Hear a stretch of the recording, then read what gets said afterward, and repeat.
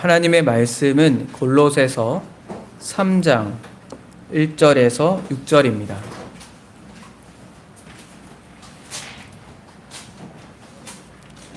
골로새서 3장 1절에서 6절입니다.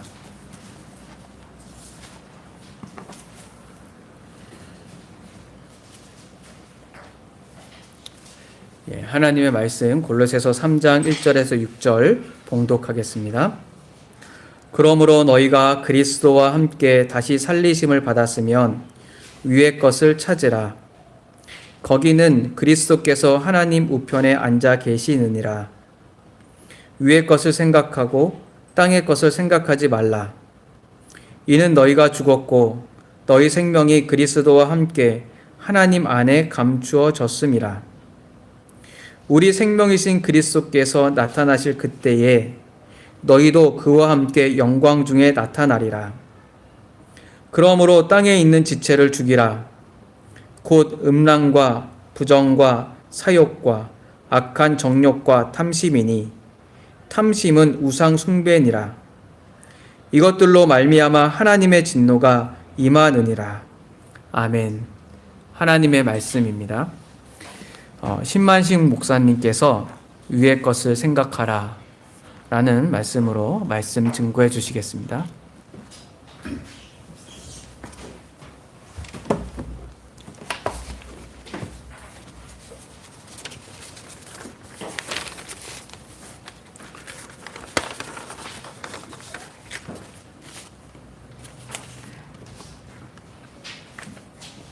제가 이따금 이 자리를 빌어서 말씀을 증거할 때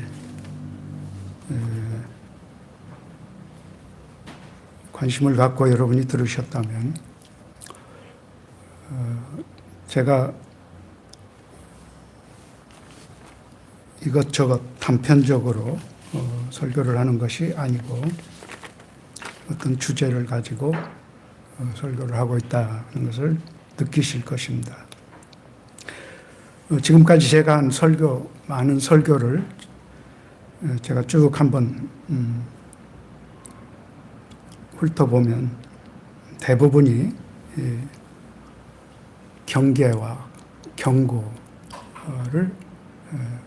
소재로 목적으로 한 설교가 대부분이었던 것을 제가 느끼게 됩니다. 좋은 말씀, 특히 좋은 말씀, 또 우리가 좋아하는 복에 관한 말씀도 얼마든지 있는데 저는 기회만 있으면 그와 반대쪽에서 설교를 했구나 하는 것을 스스로 느낍니다. 그 이유는 우리에게 하나님께서 믿음의 기회를 주셨는데 그 믿음을 참 믿음으로 견지하고 그 믿음의 목표인 구원에 이르기 위해서는 우리가 정말 조심하지 않으면 안 되는, 늘 경계하지 않으면 안 되는 많은 요소들이 우리 앞에 가로놓여 있다 하는 것을 느끼기 때문입니다. 교회 역사를 보아도 분명히 하나님께서 함께 하시고 역사하시는 게 교회인데도 불구하고 교회가 점점 제대로 되고 안심하고 믿어도 될 만큼 그 콘텐츠가, 그 내용이 좋아지는 역사가 없었습니다. 왜냐하면 하나님께서 분명히 그 위대하고 큰 목적을 가지고 이 세상과 그가 역사 가운데서 하나님 나라를 이루어 가시는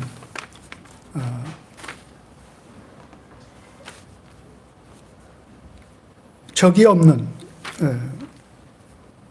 맞설 리가 없는 그런 완전하고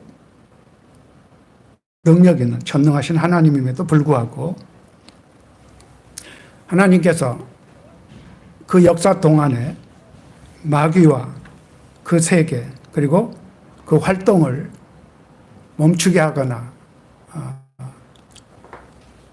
격리시키지 않고 있다는 것을 우리가 성경을 통해서 알 수 있기 때문입니다.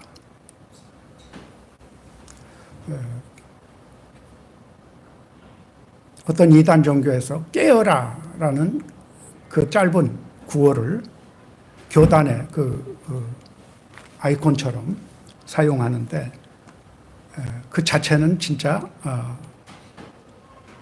옳은 것입니다. 깨어있지 않고 마음 놓고 방심하면 결코 하나님이 주신 은혜 구원에 이르지 못할 것입니다.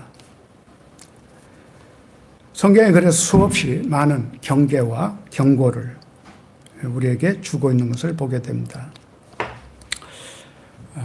지난번에도 제가 우리도 모르게 젖어 있는 의문의 함정, 의문.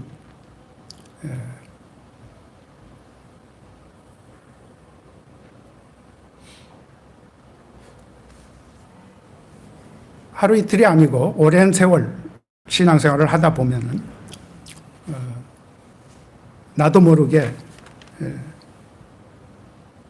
어떤 굳어진 형식과 제도에 의해서 내 구원이 지금 보장되고 있는 것처럼 생각하고 그쪽으로 열심히 하는 이런 것을 성경이 경고하고 있다. 제가 소개했습니다.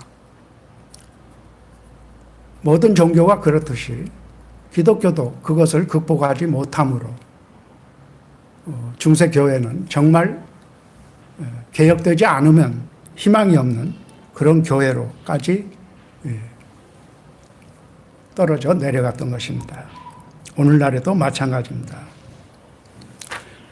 우리 신앙의 적은 이렇게 우리 자신이 잘못 알고 잘못 짚고 잘못 행하는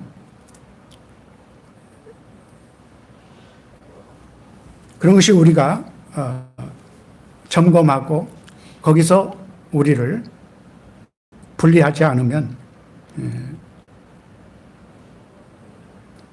헛수고가 되고 결국은 구원에 이르지 못한다.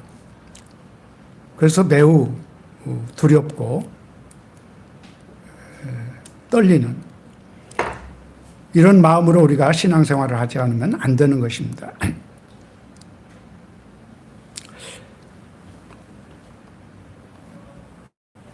오늘 여러분과 함께 나누고자 하는 참 신앙의 적은 우리 신앙이 너무 구호와 기도와 또 어떤 그릇된 안도감으로 잘못돼 가고 있는데 그것을 우리가 깨닫지 못하고 그 가운데 행하는 것을 지적하는 말씀으로 제가 준비를 했습니다.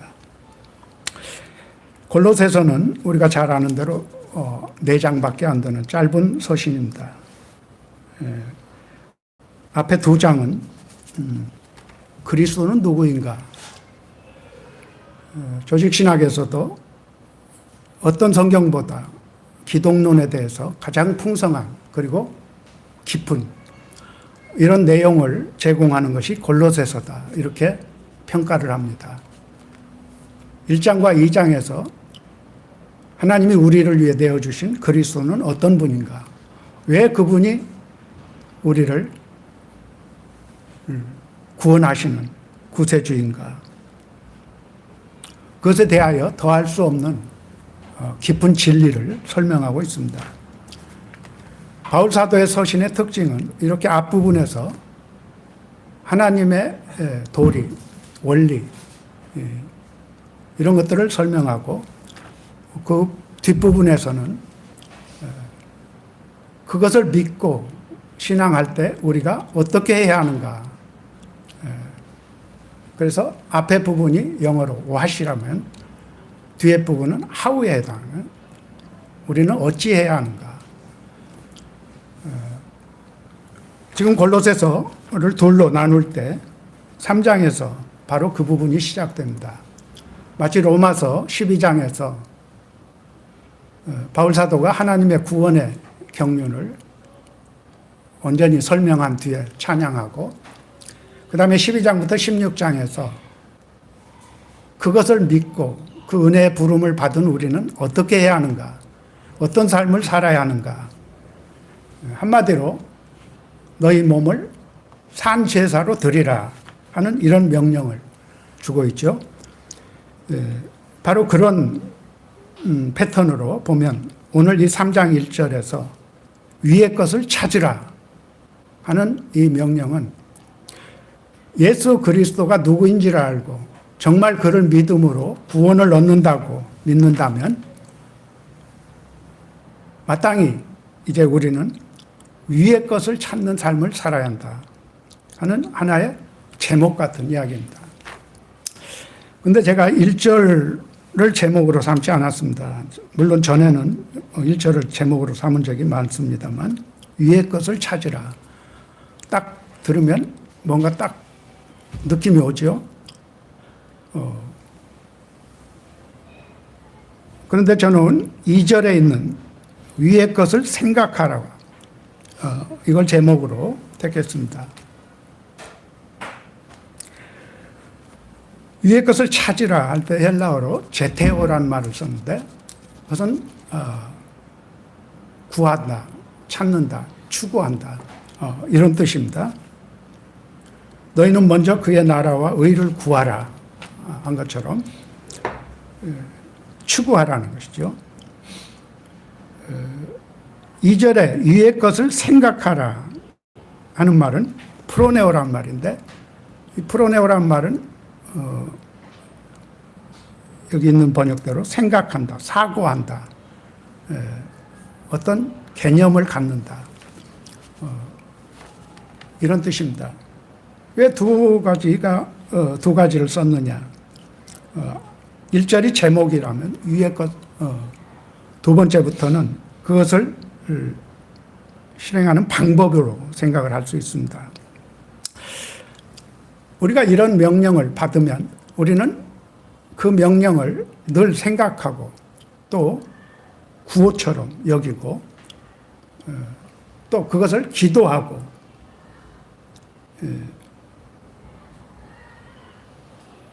이러면 그 명령에 대해서 우리가 충분히 반응한다, 이렇게 생각하기가 쉽습니다.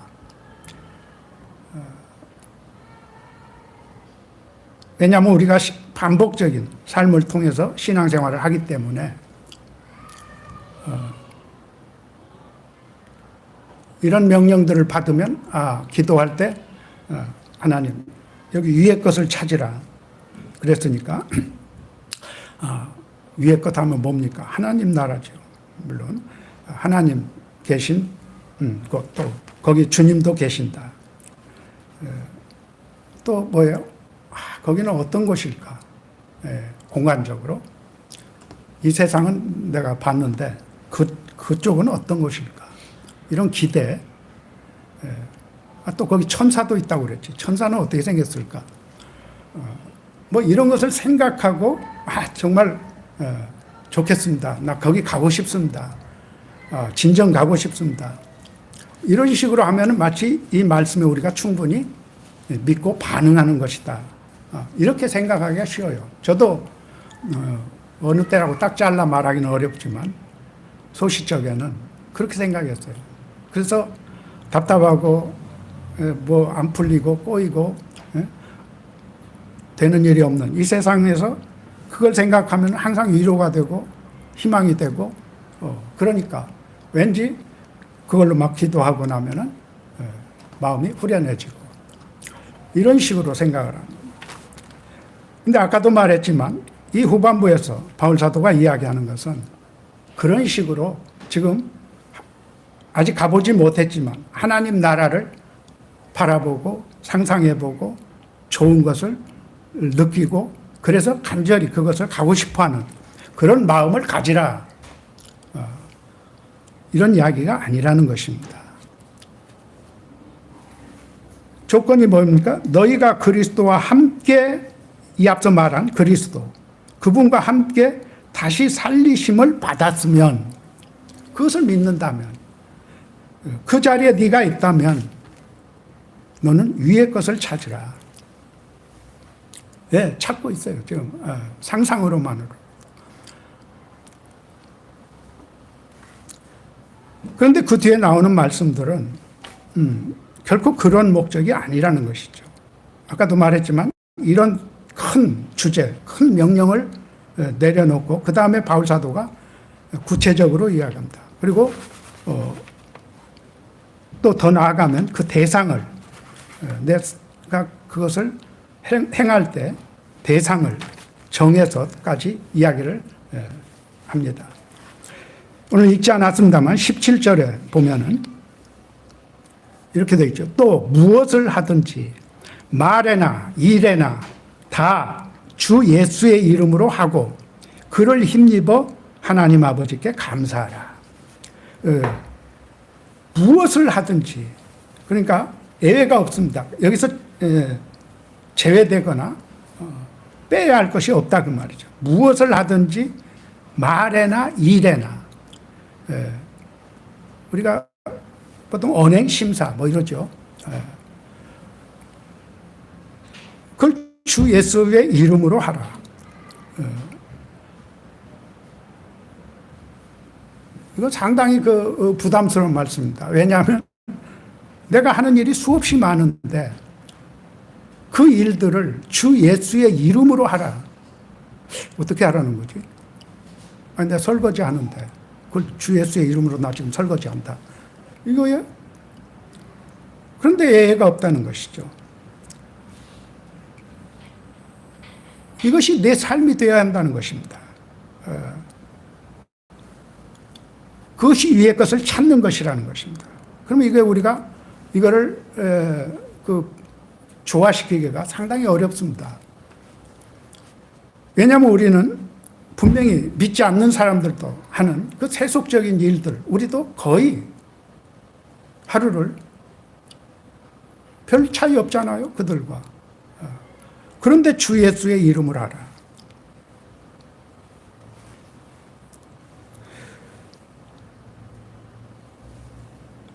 1절에 위의 것을 찾으라 해놓고 거기 뭐라 하겠습니까? 거기는 그리스도께서 하나님 우편에 앉아 계시느니라.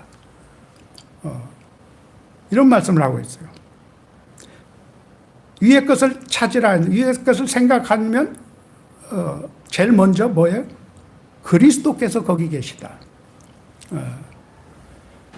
그런데 17절에 보면은 바로 그분, 거기 계신 그분이 너의 삶을 통해서 마치 이 세상에 나타난 것처럼 이런 부담을 우리가 갖게 됩니다. 그 이름으로 하라는 이 말에. 우리도 이거 경험하죠. 누가 가서 장례식, 결혼식 가서 부조를 하는데 내 이름으로 얼마 좀 해줘. 아, 그러죠. 내가 하기는 하는데 돈은 누가 내는 거예요? 딴 사람이 하는 거죠. 나는 그 일을 하기는 하는데 내 이름으로 하는 게 아니라고 말이에요.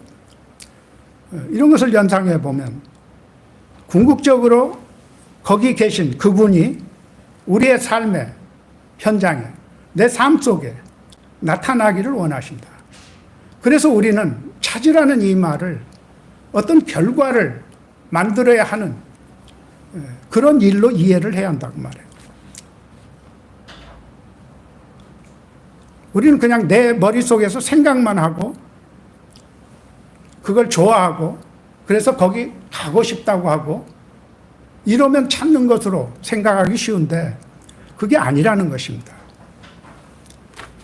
그래서 거듭 말합니다. 위의 것을 생각하고 땅의 것을 생각지 말라. 이건 무슨 뜻입니까? 그렇게 생각하면 안 된다는 거예요. 우리 편할 대로, 우리 그거 좋지 그거.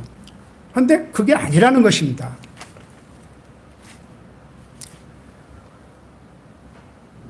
저는 40년 목회를 통해서 우리 한국교회가 너무나 지금 앞서 말한 대로 이것을 너무 추상적이고 또 그냥 멘탈, 정신적으로만 주님 여기 세상은 죄가 많고 우리 옛날 찬송에 아까 부른 찬송에 괴로움과 죄만 있는 곳 그런데 그걸 고쳤더라고요. 죄가 있는 곳 이렇게 죄만 있지는 않다. 그러니까 너무 과했다 해서 아마 그걸 개편을 할 때 고친 것 같아요. 가사를. 내가 이 죄악된 세상에 지금 살고 있는데 그쪽 가고 싶습니다. 간절히 원합니다. 그러면 이것이 그 위의 것을 찾는 것이냐? 우리는 그렇게 생각합니다. 어떻게 보면 그런 식으로 우리 신앙을 가져가고 있는 거예요. 그런데 그렇게 하면 안 된다는 것이죠. 생각이라는 이 말, 위의 것을 생각하고 땅의 것을 생각지 말라.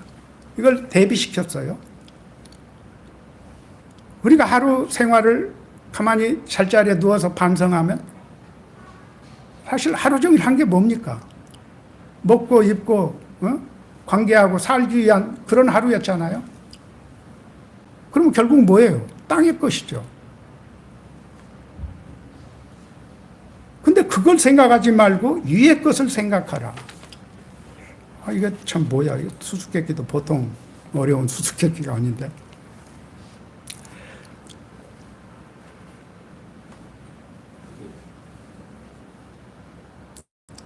생각하고 기도하고 간절히 소원하고 그런 것으로만은 안 된다. 이 말씀을 그렇게 우리가 이해한다면 그러면 어떻게 해야 한다는 것이냐. 이런 의문이 생기죠. 그래서 예를 들겠습니다. 고백이나 기도로만 되는 것이 아니다.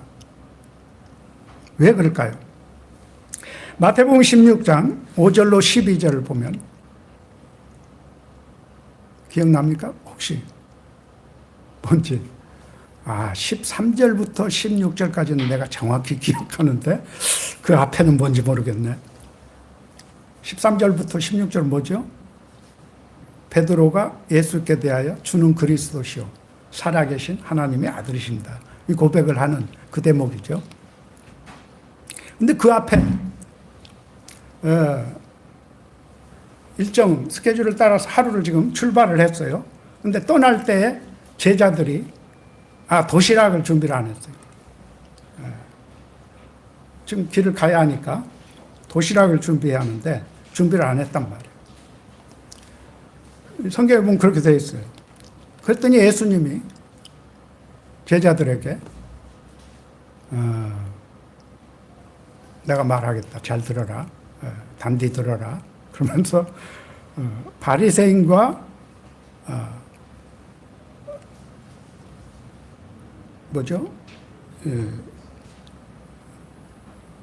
사두개인들의 누룩을 주의하라. 누룩을 주의하라. 우리 젊은 사람들은 지금 누룩이 뭔지 잘 모를 거예요. 옛날에 술 담그기 위해서 그 효모, 그걸 누룩이라고 하는데 빵을 구울 때 그걸 넣죠. 그래서 반죽을 부드럽게 부풀리게 해서 요즘은 다 그냥 효모, 이스트니 이런 것이 나옵니다만 옛날에는 만들었어요. 밀을 가지고. 갑자기 주님이 바리새인들과 사두개인들의 누룩을 주의하라. 그러니까 제자들이 뭐요? 그리고 성경에 보면 디스커션을 했어요. 그냥 즉각적으로 대답을 한 게 아니고 자기들끼리 모여서 주님이 지금 누룩을 주의하라고 그러는데 이게 무슨 뜻이냐. 자기들끼리 토론을 했다는 거예요. 떡을 안 갖고 왔다는 이야기야. 왜 떡을 안 챙겼느냐. 도시락 뭐 먹을래? 점심 안 먹을래? 지금 그 말을 누룩을 주의하라. 왜? 누룩으로 떡을 만드는가. 그래서 자기들끼리 오늘 당번 누구야 도대체? 도시락을 준비해야지 왜 준비를 안 해? 막 자기들끼리 막 이러니까 예수님이 역정을 내셨어요. 역정이라고 하니까 예수님이 역정 낸다고? 제 생각입니다. 마뜩장타 그들이 지금 하고 있는 예수님이 하신 말씀을 지금 알아듣고 있다. 그래서 뭐라고 말씀하세요? 내 말하는 것이 어찌 떡에 관한 것이 아니라는 것을 깨닫지 못하느냐. 믿음이 적은 자들아. 이렇게 말씀을 했어요. 너희가 정말 믿음이 있다면 내가 한 말을 우리가 떡 안 가져왔네. 참 큰일 났네. 내가 지금 떡 이야기하는 것이냐? 이렇게 말씀을 하시는 거예요. 그러면서 이 앞서 있었던 그 기적을 이야기해요. 오병이어 보리떡 5개로 5,000명을 먹이고도 몇 광주리를 거두었느냐. 그런 경험했으면서 떡 없으니까 지금 예수님이 우회적으로 이놈들아 왜 떡도 준비 안 했냐. 점심 뭐 먹을래. 이러는 거라고 생각을 하느냐 그 말이에요. 재밌기도 하지만 사실은 이게 말입니다. 제자들로서는 정말 속된 말로 쪽팔리는 일이에요. 지금 자기들이 한껏 의논해서 결국은 답은 떡이다 했는데 예수님이 No, 떡이 아니다.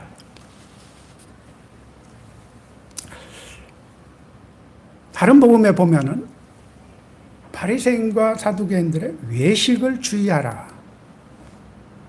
외식? 외식하니까 또 떡 생각나죠. 먹는 거 생각나죠. 이 외식이 아니고 거칠해. 형식주의, 외식주의, 외형주의. 이런 걸 주의하라. 이렇게 말씀했다는 것이죠.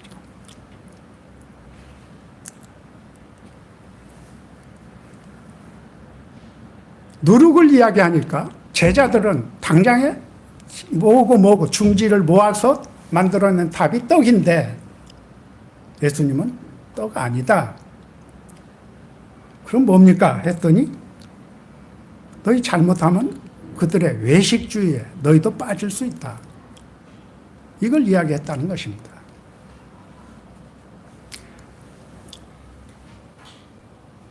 자, 다른 단계까지 가지 않았어요. 생각하는 단계입니다. 누룩했더니 제자들은 떡! 정답! 떡! 이랬는데 예수님은 땡! 했단 말이에요. 성경에 이런 것이 수없이 나옵니다. 그리고 여러분 기억하십니까? 예수께서 비유로 말씀하셨다. 비유가 아니면 말씀하지 않는다. 이렇게까지 할 정도로 그 비유라는 게 뭐냐? 바로 이런 거예요. 많은 비유를 예수께서 하십니다. 왜 비유만 하세요? 직설로 좀 하세요. 그냥 직방으로 알아듣게. 근데 예수님은 그렇게 하지 않는다고 말이에요. 왜 그럴까요? 박 목사님과 제가 지금 커뮤니케이션이 잘 안 됐어요. 저는 오늘 11장, 히브리서 11장 1절부터 3절을 제가 주문했는데 제가 잘못 보낸 것 같아요. 이 SNS를. 히브리서 11장 1절 우리 잘 알죠? 믿음은 바라는 것들의 실상이요 보지 못하는 것들의 증거니 선진들이 이로써 증거를 얻었느니라. 그 다음 뭐죠? 3절에 믿음으로 모든 세계는 하나님의 말씀으로 지어진 줄을 우리가 안다. 믿음으로 안다. 믿음이 없으면 모른다. 그 말이에요. 믿음으로 아는 게 뭐예요? 하나님의 말씀으로 지어진 줄을 우리가 안다. 그런데 그 지어진 세계는 하나님의 말씀으로, 하나님의 명령으로 지어진 이 세계는 하나님이 지으셨는데, 그 능력으로 지으셨는데, 그것이 가지고 있는 본질은 뭐냐 했더니 보이는 것이다. 그런데 보이는 것은 나타난 것으로 말미암아 된 것이 아니다. 이런 아리송한, 사실 상당히 어려운 말이에요. 만물이 지금 지어져서 하나님이 창조해서 우리 앞에 있고 우리가 그것을 경험하고 그 속에서 사는데, 그 보이는 것은 나타났죠. 제가 여러분 앞에 지금 나타나서 설교를 하고 있지 않습니까? 그 나타난 것 때문에 그것이 원인이 되어서 이 보이는 것이 있는 것이 아니다. 이런 뜻입니다. 이게 도대체 무슨 말일까요? 하나님이 창조하셔서 우리가 말하는 이 우주, 물질, 또 우리로 말하면 육체, 그것들이 존재하는 이 세계가 원형이 아니라는 거예요. 오리지널이 아니라는 것입니다. 그 나타난 것 때문에 우리에게 보이는구나. 저것이 실체고 원형이구나. 이렇게 생각하지 말라는 것입니다. 이것이 기독교가 다른 종교와 다른 우주관입니다. 분명히 존재하고 우리가 그것을 경험하고 또 하나님은 그것을 통해서 지금 당신이 하시려고 하는 일을 하고 계시지만, 지금 우리가 경험하는 이 세계는 원형이 아니고 그림자라는 것입니다. 모든 것이 존재하는, 이 물질 세계에 존재하는 모든 것이 그림자라는 거예요. 실체가 아니고 그림자라는 것입니다. 자, 여기 빛이 있기 때문에 제가 손을 이렇게 하면 여기에 그림자가 나타나죠. 그러면 이 그림자 보고 우리는 지금 살고 있는 것인데, 그것이 마치 원형이고 그 자체가 목적을, 의미를 가지고 있는 것처럼 생각을 한다고 말이에요. 그런데 그렇지 않다는 것입니다. 놀라운 사실이에요. 자, 빛이라는 이것도 지금 제가 보이는 이유가 뭡니까? 빛이 있기 때문에 가능한 거예요. 우리가 지금 빛을 경험하고 있고 그 빛을 우리 삶 속에서 누리는 것이죠. 근데 이 빛도 사실은 그림자라는 것입니다. 무슨 말이에요? 이것이 빛의 원형이 아니에요.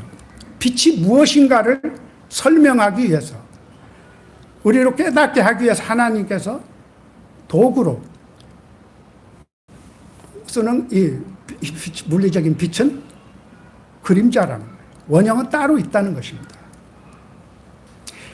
그래서 우리 교회 캐치프레이즈가 뭡니까? 빛과 사랑의 공동체 그러죠. 요한 1서에 보면 이 빛이 무엇인가를 설명해요. 지금 우리가 보는 이런 라이트, 광선, 무슨 이런 빛으로 이야기를 하지 않는다고 말해요. 하나님이 빛이시고 그 하나님의 세계에서 함께 있게 될 그들은 빛을 통해서 교제하는, 이것이 빛의 본질이고 원형이라는 것입니다. 이해가 가십니까? 깜깜한 데서 우리가 이 빛을 보면 와, 빛이 있구나. 빛이 있으니까 다 보이네. 그래서 어둠은 곧 죽음하고 통하는 것으로 이렇게 성경이 말하잖아요. 흑암이 나를 덮은다. 죽음을 말합니다. 존재하고 생명은 이 빛 가운데 있고 그 빛으로 말미암아 그 생명을 누리게 된다.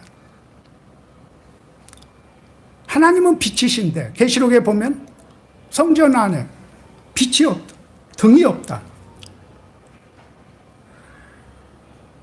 왜냐? 하나님과 어린 양이 빛이시기 때문에 이제 그런 모형으로서의 빛, 그림자로서의 빛은 필요가 없다는 것입니다.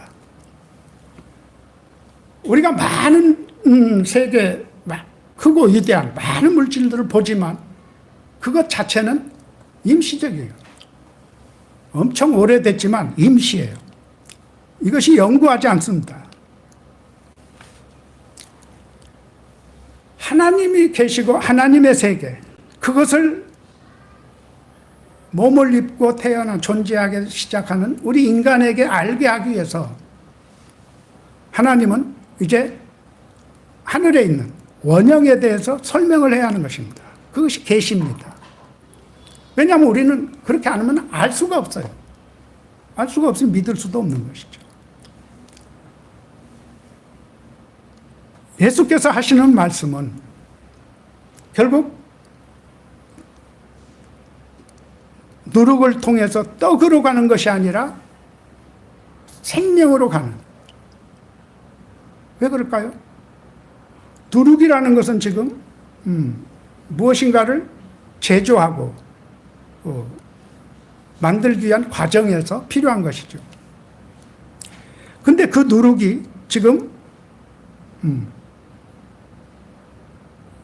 부정적으로 제자들은 떡이라고 그랬는데 예수님은 교훈이라, 교훈. 사람들을 이렇게 사로잡고 뭔가를 하게 하는 그런 가르침을 교훈이라 우리가 그러죠. 바리새인들이 지금 갖고 있는 그 교훈이 마치 누룩과 같은 것이다. 왜? 누룩은 들어가면 가만히 있는 게 아니라 그것이 다른 것들을 다 오염시켜가지고 부풀게 하는, 원래 모습을 변하게 해버리는 이런 것이기 때문에 이게 부정적으로 보면 이것은 아주 나쁜 것이죠. 나쁜 누룩이 들어가면 나쁜 것이 되는. 그래 친구 잘 사귀어라. 엄마들이 맨 그러죠. 친구 잘 사귀어라. 왜? 친구 잘못 사귀면 물들어서 너도 오염된다. 그게 누룩이에요.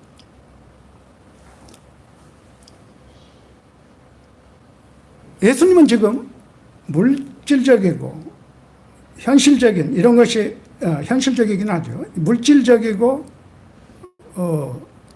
우리가 지금 세속적이라고 하는 빵, 떡,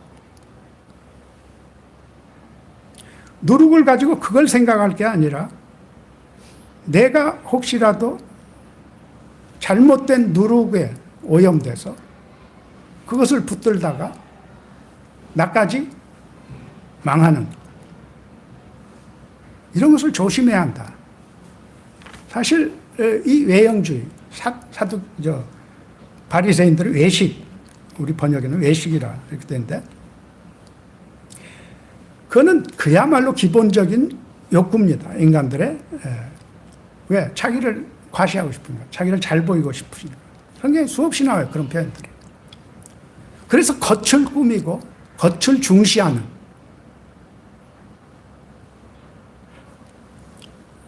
이미 갖고 있는 거예요. 제자들도. 그 베드로가 썩썩 잘 나서기를 좋아하죠. 그것도 일종의 외식이에요. 자기를 돋보이게 하려고. 띄우려고. 이미 갖고 있는데 너희는 조심해라. 그럼 무슨 뜻입니까? 너희는 이제 그들과 같아서는 안 된다는 것이죠. 그들은 오로지 그것을 위해서 모든 것을, 그 율법주의가 뭐예요? 자기 의를 세우려고. 그런데 너희는 이제 그것을 부인해야 하고 거부해야 하고 이건 아니구나. 이걸 알아야 한다는 것입니다. 왜 그럴까요? 예수께서 지금 제자들을 부르시고 그들에게 복음을 증거하시고 마지막에 그 복음을 위해서 자신을 희생하시는 목적이 그들이 거기서 나오게 하기 위해서인데 거기 빠지면 안 되지 않겠어요? 그래서 주의하라고 하는 것입니다. 하나님을 모르고 할 때는 다 똑같습니다. 지난주 설교에서 우리 목사님 뭐라 했어요? 시편의 그 기자가 뭐라고 하죠? 내가 말하기를 사람들은 다 거짓말쟁이네. 그랬다고 했죠. 사람들은 다 거짓말쟁이로라. 자기도 거기 살 때는 모릅니다. 그리고 또 다 인정을 해요. 그 정도는 뭐. 그런데 정말 하나님을 알고, 이 시인이 뭐였어요? 하나님을 체험하고 하나님의 뜻을 알고 하나님의 말씀을 들으니까 전 거짓말이네. 다 가짜네. 아니네. 이걸 깨달았다는 거 아니에요? 예수님께서 지금 그 중요성을 이야기하는 거예요. 내가 너를 불러서 나를 희생해서 너희를 지금 그들과 다른 존재로 만들려고 하는데 누룩 이야기하니까 떡밖에 생각이 안 나느냐. 그러면서 그것이 믿음이 없기 때문이다. 이렇게 진단을 하셨습니다. 자, 이 사례를 보면서 우리는 뭘 생각할 수 있습니까? 우리는 지금 잘한다고 하고 있고 또 제법 안다고 생각하고 있고 그래서 결과는 분명하다고 좋은 결과가 올 거라고 기대하고 있는데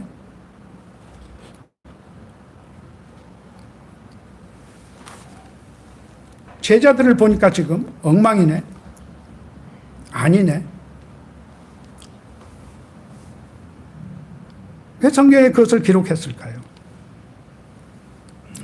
성경의 많은 말씀들이 사실은 영적인 세계, 하나님의 세계, 그리고 영원한 것, 그런 것들을 우리에게 알게 하고 느끼게 하고 믿게 하고 경험하게 하려는, 그렇게 하지 않으면 우리도 어쩔 수 없이 외식주의, 외형주의에 빠질 수밖에 없다 하는 것을 말씀하는 것입니다.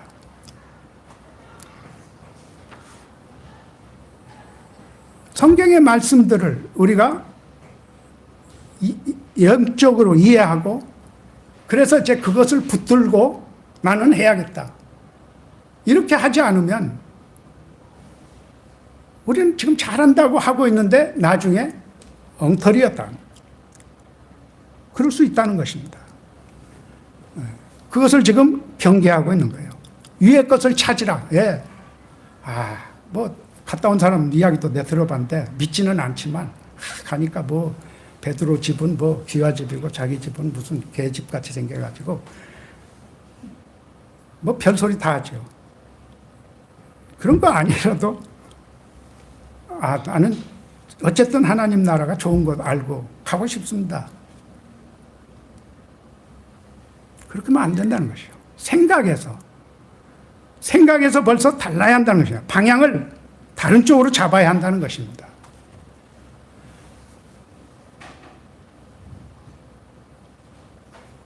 구약에 많은 말씀들이 있는데 히브리서 9장 1절에 보면 이런 말씀, 첫 언약에도, 첫 언약은 구약을 말하는 거예요.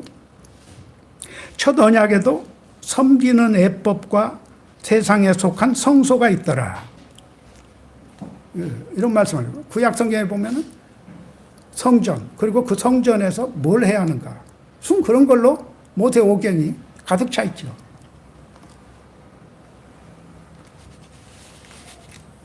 그래서 유대인들은 이거구나. 세상 다른 나라에 없는 걸 하나님이 우리에게 주셔서 우리는 갖고 있다. 그래서 그 율법을 가지고 죽어라. 이건 우리 자존심이고 다른 데 없는 정가의 보도다. 이렇게 생각을 해요. 그걸로 다른 나라 아무리 잘나고 큰 소리 쳐도 약고 죽였어. 하나님은 우리 하나님이고 하나님의 율법을 우리는 갖고 있다. 근데 그 9장 10절에 보면 이런 말씀이 있어요. 이런 것은, 그러니까 성전, 그 성전에서 제사 지내는 거, 거기서 씻고, 따듬고, 먹고, 굽고, 이게 다 뭐냐? 먹고 마시는 것과 여러 가지 씻는 것과 함께 육체의 예법만 되어 개혁할 때까지 맡겨둔 것이니라. 이런 말씀입니다. 이게 성경을 제대로 보는 사람의 시각입니다. 성령이 그렇게 구약에 많은 명령들이 있는데 그것을 어떻게 이해해야 하느냐. 아까도 말했죠. 그것이 원형이 아니라는 것입니다. 그것 자체가 의미를 갖고 있는 것이 아니라는 것입니다. 그것을 통해서 정말 하나님이 우리에게 허락하시려는 영원하고 영광스럽고 참된 것이 하늘에 있다. 따로 있다. 이걸 깨닫게 하려는 것인데 유대인들은 그걸 그냥 죽자사자 붙들고 저리 가. 가까이 오지 마. 얘들은 가. 우리만 이걸 할 수 있고, 그래서 하나님이 우리에게 특별히 주신 것이다. 제자들도 바로 그런 사고에 젖어 있는 것입니다.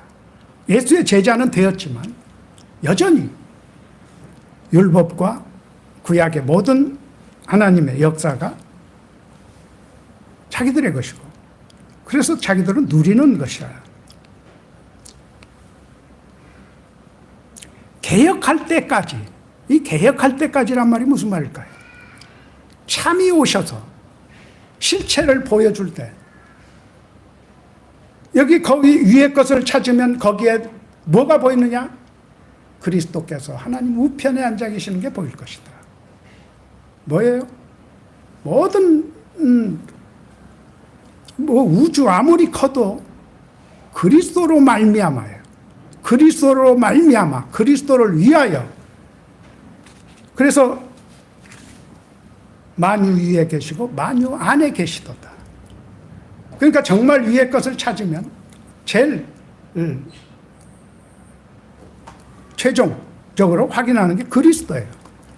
그리스도가 지금 어떻게 하시는가, 무엇을 하려고 하시는가, 이것을 생각하는 것이 여기 말하는 2절에 위의 것을 생각하라는 말 뜻입니다. 알겠어요?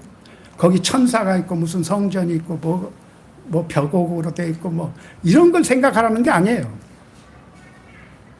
거기 그리스도가 계신데, 거기 계신 그리스도께서 오늘 이 세상에 살고 있는 나에게, 나와 어떤 관계를 가지는가, 나에게 무엇을 요구하고 계시는가. 비록 나도 세상 사람처럼, 안 믿는 사람들처럼 일어나서 먹고 마시고 필요한 것 위해서 힘쓰고 노동하고, 그래도 나는 이 세상에 속할 존재가 아니고 그 나라에 갈, 그리스도에게 갈, 아니 그리스도와 나는 지금 믿음으로 연합해서 나의 머리가 되시는, 교회의 머리가 되시는 그분이 내 삶의 의미고 목적이고 참이다, 원형이고 실체다. 그리스도께서 오심으로 구약 많은 것들이 그림자라는 것이 드러났죠. 왜? 실체가 없을 때는 그림자라도 이게 뭐 5개가 이렇게, 저거 사람 손하고 비슷하네, 뭐 이렇게 그림자로라도 저기인데, 실체가 오면 그림자가 필요가 없는 거예요. 그래서 구약의 많은 것들이 이것은 실체를 알게 하기 위한 하나님의 방법이었구나, 수단이었구나, 이걸 깨닫게 되는 거예요. 그래서 이제 우리가 자꾸 구약을 물론 없애버리면 안 되죠. 왜냐하면 과정에서 필요한 것이니까. 그러나 이제 우리가 구약대로 할 필요가 없죠. 구약에 뭐 요구하는 것을 여전히 우리가 할 필요가 없습니다. 왜? 그리스도를 통해서 많은 것들이 드러났고 실체가 드러나고. 왜 우리가 안식일을 안 지키죠? 그리스도를 없을 때는 안식일이었어요. 그러나 그리스도가 십자가에 죽으시고 부활하심으로 주일로 바뀌는 것이죠. 이렇게 분명히 그리스도를 통해서 많은 것들이 드러나므로, 그것을 아까 목사님이 읽어드린 히브리서 1장에서 옛적에 하나님이 여러 모양 여러 부분으로 말씀하시던 하나님이 이 모든 날 마지막에 아들로 우리에게 말씀하셨다. 그래서 그리스도 자신이 모든 것을 밝히는 해답이라는 것이, 실체라는 것이 드러났다, 그 말이에요. 이제 그분이 부활하심으로 그를 믿는 자들이 함께 부활할 것이며, 이제 이 세상이 아닌, 임시적인 이 세상이 아닌 영원한 세계에 들어가게 될 것이다. 우리가 그것을 믿는데 여전히 이 세상에 속한 사람처럼 그렇게 살면 되겠느냐, 이런 원리입니다. 성전은 구약 성경의 아주 핵심 아이콘이죠. 네? 이스라엘 하면 성전. 역사 속에서 그들이 자랑할 만하게 내놓은 것은 성전밖에 없었습니다. 그걸 누가 지었어요? 지혜의 왕 솔로몬이 지었습니다. 그래서 솔로몬이 아주 근사한 고백을 합니다. 하나님, 하늘보다도 더 크신 하나님이 어떻게 사람이 손으로 지은 전에 계시겠습니까? 정말 지혜의 왕다운 표현이죠.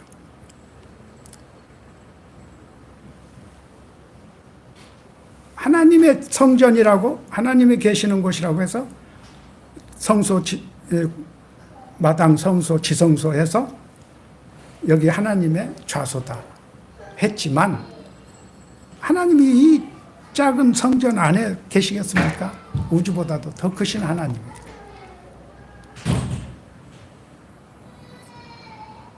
헬라 철학자들도 못할 고백을 솔로몬이 했습니다. 그러나 그 성전이 어떻게 됐죠? 나중에 깡그리 없어지고 불타버리죠.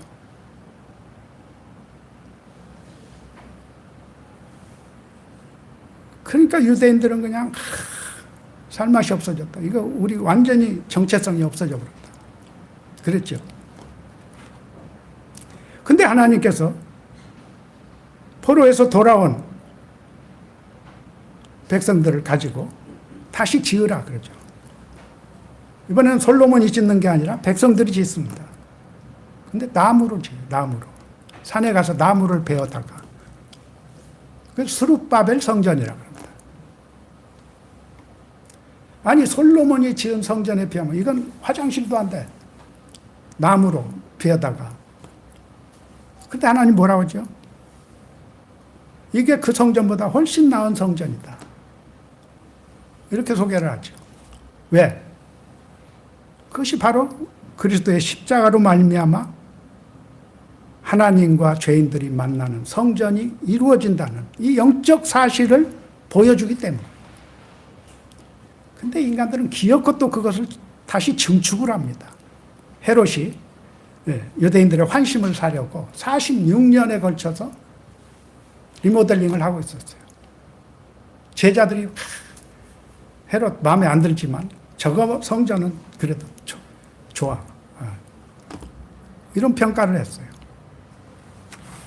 근데 그 성전이 어떻게 됐습니까? 없어져 버렸어요. 또 하나님이 계시는 곳이라고. 언필칭. 여기 뭐예요? 하나님 사무실입니다. 근데 하나님 미련 없이 그걸 부숴버리고 불타버려요. 왜입니까? 그것이 원형이 아니라는 것입니다. 그것을 통해서 하나님이 계시고 하나님이 우리 죄인들을 만나려고 하시고 함께 하시려고 하는 이 사실을 알고 믿는 것이 믿음인데, 눈에 보이는 거, 그리고 내 현실 속에서 내 필요에 의해서 어떤 것들을 붙들고, 그래서는 그리스도께서 영광으로 나타나실 때 너희 국물도 없다. 이런 이야기예요. 우리 사고, 즉 생각부터 우리는 지금 위의 것을 찾지 않아요. 나 교회 다니니까, 예수 믿으니까, 적당히 봉사하니까 내 건 다 된 것처럼 생각을 해요. 스스로 속는 것입니다. 우리 한국교회 열심이 너무 많아요. 근데 그 열심이 무슨 열심입니까?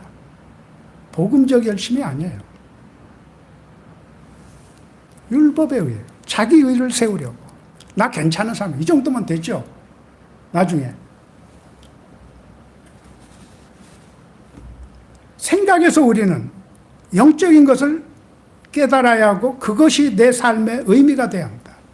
똑같이 외형은 나도 직장 출근하고 안 믿는 저 사람도 오늘도 직장을 밥맛이지만 그래도 어떡하겠어요. 한 직장 다니니까. 똑같으면 안 된다는 거예요. 내가 오늘 일하고 수고하고 이 몸을 가지고 살지만 나는 실체를 알고 있고 그것을 믿고 있고 거기 참여하기를 바라는 그 생각으로, 그래서 마인드가 달라야 한다는 거예요. 근데 과연 그렇습니까?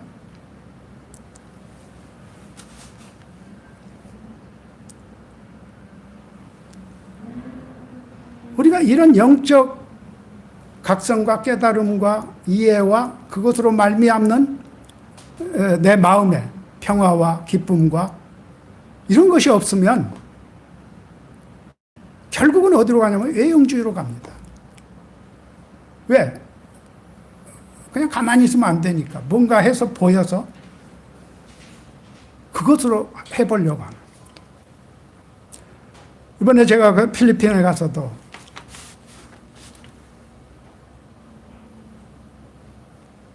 관광지 가면 다 그렇죠. 한국 사람들 잘 가는 식당이 있습니다. 다 그 시간에 모이니까 그냥 완전히 도떼기 시장입니다.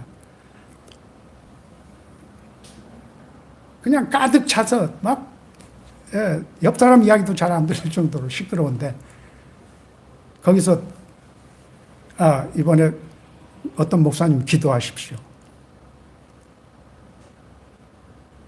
왜 거기서 기도를 해야 할까요? 왜 그냥 개인 기도하면 안 될까요? 그 많은 사람들이 시끌벅적 떠드는데 그 한쪽에서 떡이나 대표로 기도를 합니다. 왜 그렇게 하지 않으면 안 될까요?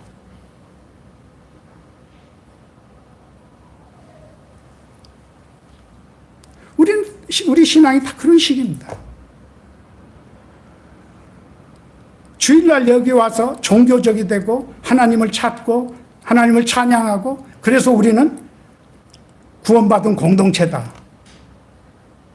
엄밀히 말해서 하나님은 그렇게 하루 주일날 와서 신앙 내보이고 신앙으로 뭘 하고 하는 거 원치 않습니다. 구약 성경에도 있어요. 구름처럼 성전으로 몰려들어서 안식일이다, 뭐 월삭이다, 뭐 해서 굉장한 이벤트를 하고 하는데 하나님은 지겹다 그랬어요. 왜 그럴까요? 아까도 말했지만 그것이 마치 하나님이 바라고 원하시는 것이라고 생각을 하는 거예요. 그렇지 않습니다. 하나님은 주일날이나 주일 아닌 날이나 똑같기를 원합니다. 11조만 하나님 것이고 나머지는 내 것이라고 생각하는 걸 원치 않습니다. 11조를 드리고도 이것도 다 하나님 것입니다. 하나님은 그걸 원하셔요. 시간적으로 어느 날만 하나님과 만나고 하나님 앞에서 하는 척하고 그런 걸 원하지 않는단 말이에요. 내 삶 자체가 하나님은 그것을 원하셔요. 항상 주 안에서 주와 함께. 근데 어느새 우리 신앙은 교회 오면 좀 딱 폼 잡고 뭔가 하는 것처럼, 그래서 신앙 있는 것처럼. 그러나 일상사회 속에서는 전혀 그렇지 않아요. 이것을 극복해야 한다고 말해요. 위의 것을 찾으라는 말은, 몸은 내가 세상에 살고 있지만 내 머리, 내 마음은 지금 온통 그리스도와 하나님으로, 그 나라로.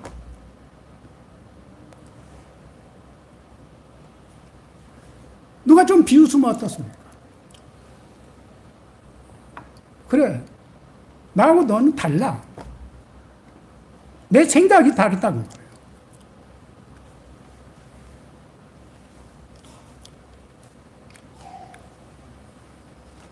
요한복음 6장에서 우리가 오병이어를 예수님이 기적을 행하고 설교를 하죠. 자기가 하늘로서 내려온 산떡이라고 그랬습니다. 구약시대에도 만나가 있었지만 그것은 먹었어도 죽었다. 그러나 나를 먹는 자는 산다. 나는 하늘로서 내려온 떡이다. 그랬더니 제자들도 말이에요. 이걸 이해를 못해가지고. 사람들도 못 이해를 하죠. 그러면서 뭐라고 했어요? 6장 41절에 보면 저 사람 목수 요셉의 아들이 아니나 그 부모를 우리가 아는데 지금 자기가 하늘로서 내려왔다니 말이 돼? 그렇습니다. 이게 문제예요. 그리스도가 왜 생명의 떡입니까? 그들이 배고플 때 그 배고픔을, 그래서 생명을 유지하는 방법으로 떡을 먹여주었더니 우리 왕 되십시오. 그래서 항상 이 의식주에 대해서 걱정하지 않도록 좀 해주십시오. 왕을 삼으려고 했어요. 오늘날 많은 그리스도인들이 그런 식이라는 거예요. 정말 예수님이 우리에게 원하시고 하려고 하시는 일보다는 오늘 나에게, 오늘 내가 이 세상에 사는데 필요한 것을 채워주고 보장해주는 영적이지 못한 것입니다. 예수님 자기 몸을 가지고 생명의 원리, 영생, 구원을 설명하는데 그런 건 안 한 것입니다. 그래서 어떡합니까? 다 돌아갑니다. 등을 져요. 그런데 예수님은 그래도 마지막 밤에 떡과 포도주를 가지고 내 살이고 내 피다. 그게 정말 예수님 살입니까? 아니죠. 우리가 뭘 해야 돼요? 위의 것을 생각해야 한다는 말이에요. 왜 예수님은 이 떡을 가지고, 물질적인 떡을 가지고, 사람이 만든 포도주를 가지고 내 살이고 내 피라고 할까? 그 영적 원리를 내가 알지 못하면, 예수님은 그래, 사실은 뭐예요? 공동체로 모일 때는 그렇게 만찬으로. 그러나 우리는 사실 날마다 밥 먹을 때 감사합니다. 식사기도 감사합니다 이상이에요. 왜? 당신이 나의 생명입니다. 내가 당신을 먹지 않으면 나는 생명이 없습니다. 그것을 고백하는 자리야. 그게 위의 것을 생각하는 사람이라. 그런데 인간들은 그걸 갖다가 또 반짝반짝 금으로 도금된 잔에다가 포도주를 병아리 눈물만큼 해서 마시면서 예수님의 몸에 참여한다. 이딴 짓을 하고 있어요. 영적 깨달음이 없기 때문에 필연적으로 외형주의로 갑니다. 기왕이면 옛날에는 없으니까 그랬지만 없으니까 플라스틱 잔으로 했지만 이제 우리는 돈만 금으로 맺기된 잔을 가지고 성찬식을 한다. 예수께서 언제 성찬식을 하라고 했습니까? 나를 먹는 그 사람은 나로 말미암아 살리라. 그것이 진짜 예수님을 먹는 것입니까? 영적으로 이해를 하고 그분이 십자가의 죽으심으로 나를 위해서 죄 없는 그 몸과 피를 내어주심으로 나는 구원을 얻었구나. 내게 생명이 있구나. 이걸 알아야 그리고 그대로 해야 하는 것입니다. 위의 것을 찾으라. 절대 상상이나 기대나 기도나 구호가 아닙니다. 내 삶 속에서 오늘도 예수님이 나의 생명이 되심을 고백하고 그 안에서 누가 보든지 안 보든지 알아주든지 말든지 그 믿음으로 살아야 하는 것입니다. 그것이 진정 위의 것을 찾는 것이고 그것을 위해서 우리는 위의 것을 끝없이 생각해야 합니다. 물론 다 모르지요. 그래서 교회가 있습니다. 근데 목사들마저도 이것을 몰라요. 그래서 그런 것을 이야기하지 않고 자꾸 무슨 형식, 조직 이런 걸 가지고 교회라는 것을 구현하려고 하는 것이죠. 정말 무서운 함정이고 헛다리인 것입니다. 그리스도와 함께 내가 다시 산다. 믿느냐? 그러면 내 몸은 지금 여기 있지만 내 생각과 마음과 의지는 바로 위에 있어요. 거기가 목표고 그것이 내 오늘 삶의 의미고 원동력이 돼야 그것이 진정한 신앙이라 믿으시기 바랍니다.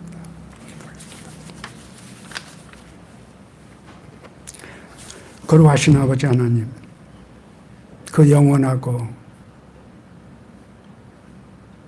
복된 하나님의 나라를 이루시기 위하여 세상을 창조하시고 그 하나님을 우리에게 알리시기 위하여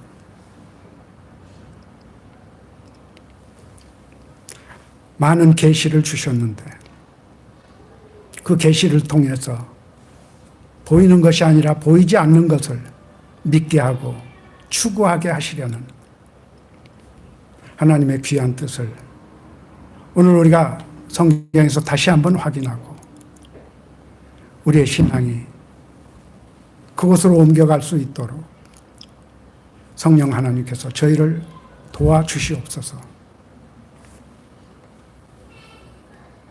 우리의 믿음을 위협하는 여러 가지 헛된 것들로부터 벗어날 수 있도록 우리로 끝없이 그 나라를 구하게 하시고 이러므로 성령님께서 저희들을 그 함정에서 그 헛된 자리에서 벗어날 수 있도록 인도해 주시옵소서. 예수님 이름으로 간절히 기도하옵나이다. 아멘.